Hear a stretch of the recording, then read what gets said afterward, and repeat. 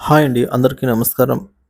Welcome to my channel. ఈ వీడియోలో AP ప్రభుత్వ పెన్షనర్లకు ఇది గుండె లాంటిదండి. సో, అశ్రద్ధ చేస్తే పొందడం కష్టము. సో, ఎలా పొందాలి, ఏంటి అది అన్న పూర్తి వివరాలైతే వీడియోలో తెలుసుకుందాం. వీడియోని ఎక్కడే గాని స్కిప్ చేయకుండా ఎండ్ వరకు చూడేటప్పుడు ఇన్ఫర్మేషన్ పూర్తిగా అర్థమవుతుంది. వీడియో చూస్తున్న ప్రతి ఒక్కరు వీడియోకైతే లైక్ చేయండి ఫ్రెండ్స్. ఈ వీడియోని తోటి పెన్షనర్ మిత్రులతో అయితే షేర్ చేయండి. కొత్తగా మన ఛానల్ చూస్తున్న వారు సబ్స్క్రైబ్ చేసుకోకుంటే ఎవరైనా సబ్స్క్రైబ్ చేసుకోండి ఫ్రెండ్స్. వెంటనే మన ఛానల్ అయితే దీని ద్వారా నేను చేసే ప్రతి ఒక్క వీడియో మీ వరకు రీచ్ అవుతుంది. ఆలస్యం చేయకుండా వీడియోలోకి అయితే వెళ్ళిపోదాము. ఏపీ పెన్షనర్లకు సంబంధించి పీపీఓపై అత్యంత ముఖ్యమైన సమాచారం అండి. పీపీఓ అంటే మనకు తెలిసిందే, పెన్షన్ పేమెంట్ ఆర్డర్. పెన్షనర్లకు అత్యంత ముఖ్యమైన డాక్యుమెంట్ పీపీఓ అంటే ఏజీ ఆఫీస్ నుంచి పెన్షన్ శాంక్షన్ చేస్తూ ఇవ్వబడే పేమెంట్ ఆర్డర్‌ని పీపీఓ అంటాము. సర్వీస్‌లో ఉండగా రిటైర్మెంట్‌కు ముందు మన పెన్షన్ ప్రపోజల్ ఎస్ఆర్‌తో పాటుగా పంపినప్పుడు ఏజీ ఆఫీస్ వారు పరిశీలించి మనకు పెన్షన్ మంజూరు చేస్తూ జారీ చేసే ఉత్తర్వులనే పీపీఓగా అంటాము. ఏజీ ఆఫీస్ వారు మనకు పర్సనల్ కాపీ రిజిస్టర్ పోస్ట్‌లో అయితే పంపుతారు. మరొక కాపీని ఎస్ఆర్‌తో పాటు డీడీఓకి కూడా పంపుతారు. సో, మొత్తం 3 కాపీలు.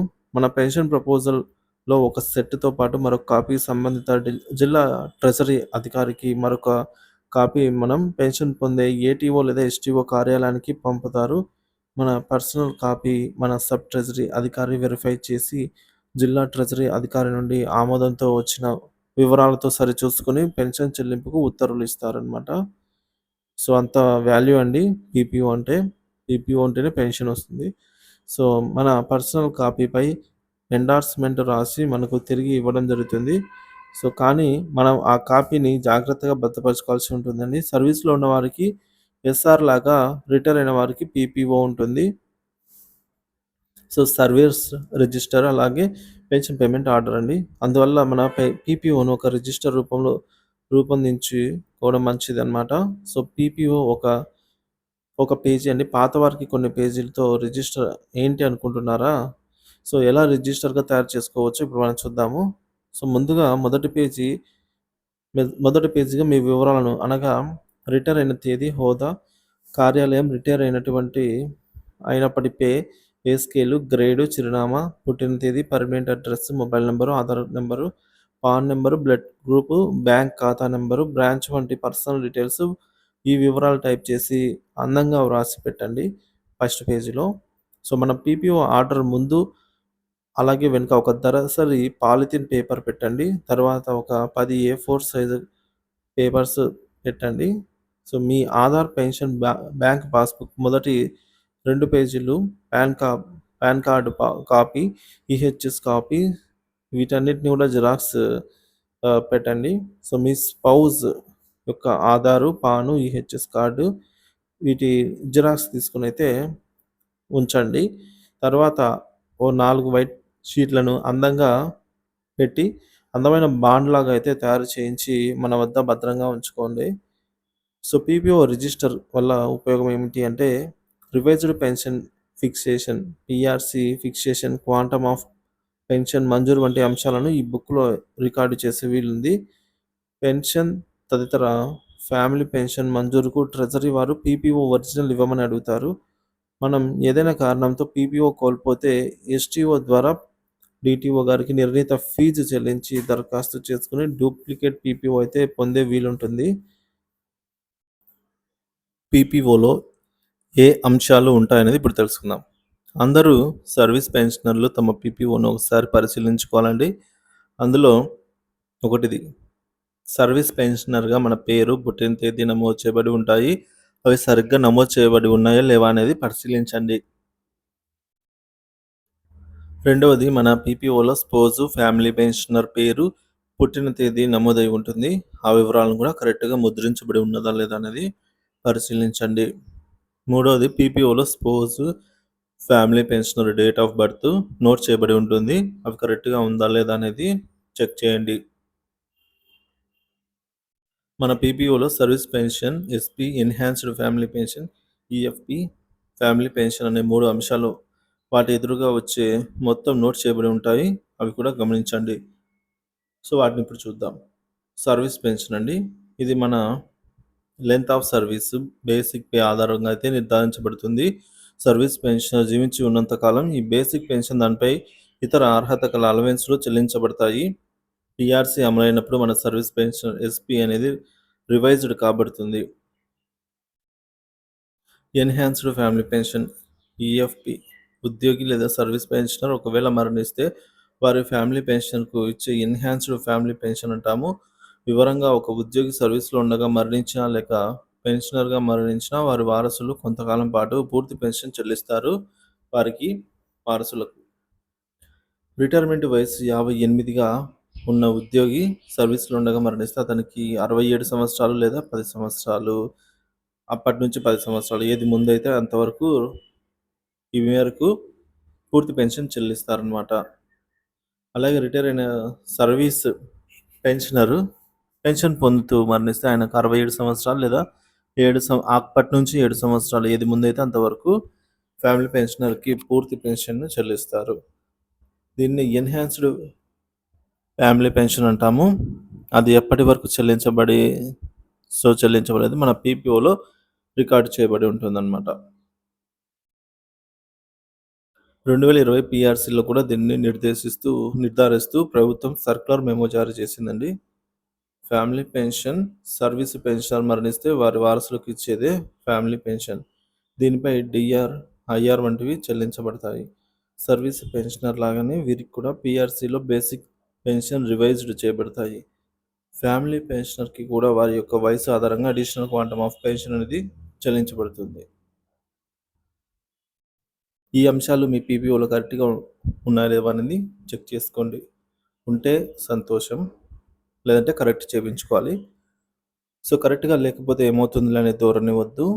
వాటిని సరి చేయించుకోవాల్సిందే అండి. లేనిచో తదనంతరం మన వారికి ఫ్యామిలీ పెన్షన్ రావడంలో ఇబ్బంది గాని ఏక్యూపీ అడిషనల్ క్వాంటమ్ పెన్షన్ మంజూరు విషయంలో చాలా ఇబ్బందులు అయితే పడవలసి వస్తుంది.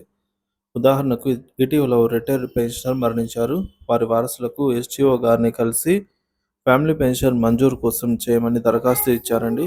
సో, ఎస్‌టీఓ గారు పీపీఓ చూడగానే సామ్రాజ్యం అనే పేరుందండి. ఆధార్‌లో మాత్రం ఆస్తులలో బ్యాంక్‌లో అలాగే వారి పేరు సాంబమ్మగా ఉంది. కావున చెల్లదు అని పీపీఓలో పేరు మార్పు కోరుతూ ఏజీ ఆఫీస్‌కు దరఖాస్తు చేసుకోవాల్సిందిగా సూచించారు. సో, ఇలాంటి సమస్యలు అయితే తలెత్తుతూ ఉంటాయి. మన వారసుల కోసం మనం దగ్గరగా ఉండి ఇటువంటివి సరిచేయించుకోవడం ఉత్తమం అండి. సులువు కూడా.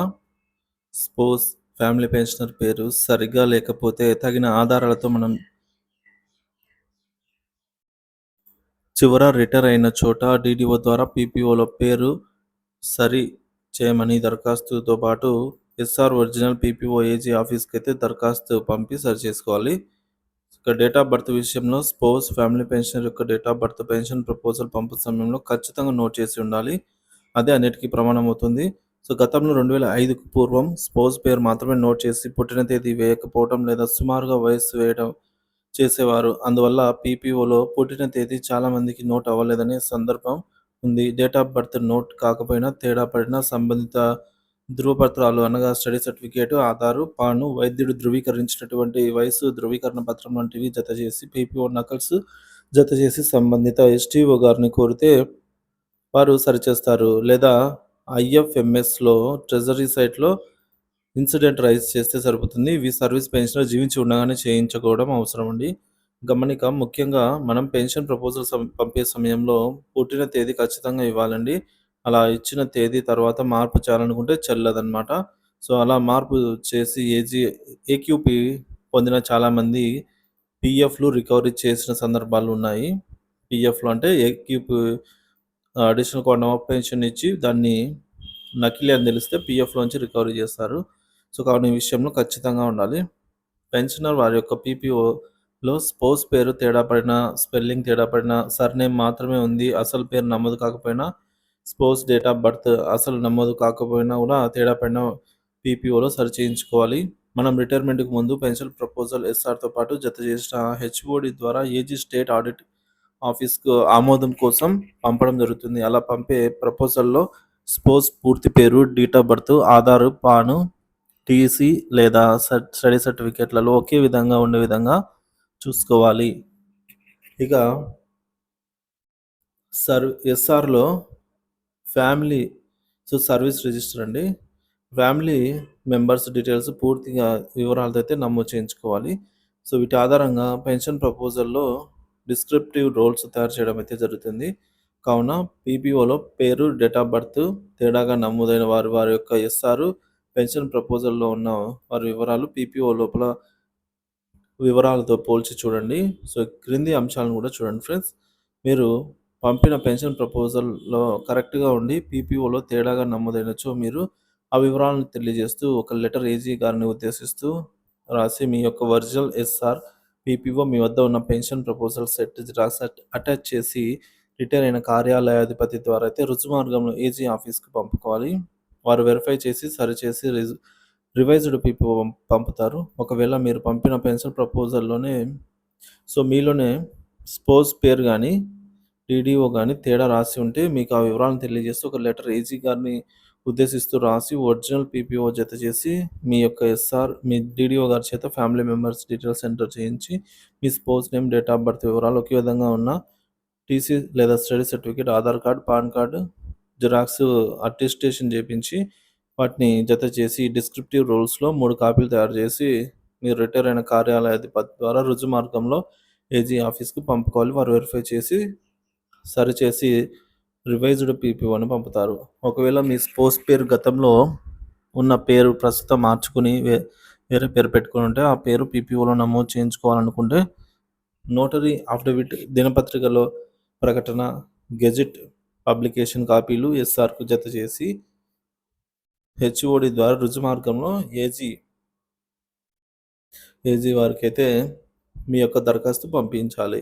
ఇక 4 సర్వీస్ పెన్షనర్ స్పౌస్ డెత్ అయిన రీమ్యారేజ్ చేసుకుంటే గనుక సదరు భార్య పేరు పీపీఓలో ఎంటర్ చేయుటకు first wife death certificate, remarriage registration, అలాగే సర్టిఫికేట్, ఇక second wife name, date of birth వివరాలు ఒకే విధంగా ఉన్న టీసీ లేదా స్టడీ సర్టిఫికేట్, ఆధారు, పాను జిరాక్స్ అటెస్టేషన్ కాపీలన్నీ అటెస్టేషన్ చేయించి డిస్క్రిప్టివ్ రోల్స్‌లో సేమ్ అలాగే 3 కాపీలు జత చేసి రిటైర్ అయినటువంటి కార్యాలయాధిపతి ద్వారా రుజుమార్గంలో ఏజీ ఆఫీస్‌కి అయితే పంపుకోవాలి. వారు వెరిఫై చేసి సరిచేసి రివైజ్డ్ పీపీఓ పంపుతారు.